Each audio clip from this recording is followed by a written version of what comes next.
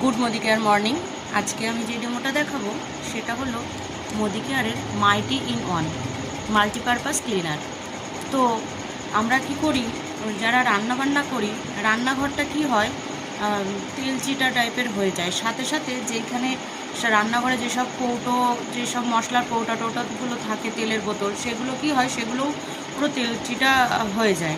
তো আমি এই বোতলটাকে দেখুন কিভাবে তেল চিটা হয়ে গেছে আমার এই তেলের বোতলটা দেখুন। তো এটাকে কি করব, আমি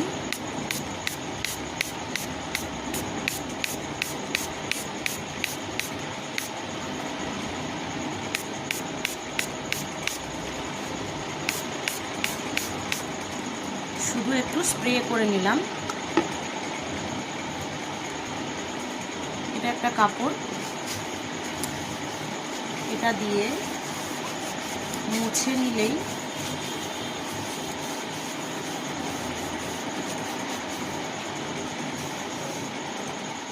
দেখুন দেখা যাচ্ছে সুন্দর কিন্তু পরিষ্কার হয়ে যাবে। আমাদের ঘষা ঘষি মাজামাজি সার্ফ সাবান এগুলো দিয়েও আমরা কিন্তু ঠিকভাবে পরিষ্কার করতে পারি না। তখন কি করি, আমাদের বোতল কৌটাগুলোকে ফেলে দিতে হয়।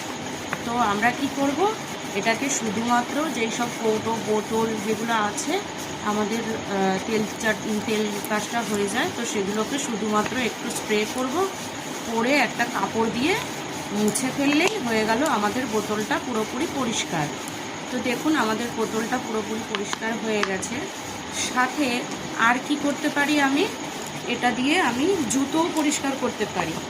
যেমন জুতোটাকে আমরা পালিশ করবার জন্য আমাদেরকে পালিশ করতে হয়। দেখুন বোতলটা কিন্তু আমার পুরোপুরি পরিষ্কার হয়ে গেছে। তো এইবার আমি দেখাই আমার ছেলের শু, দেখুন কতটা নোংরা হয়ে গেছে। এই জুতোটা কিন্তু আমরা এখন পালিশ করি না। তো এই দেখুন একটু স্প্রে করে নিলাম।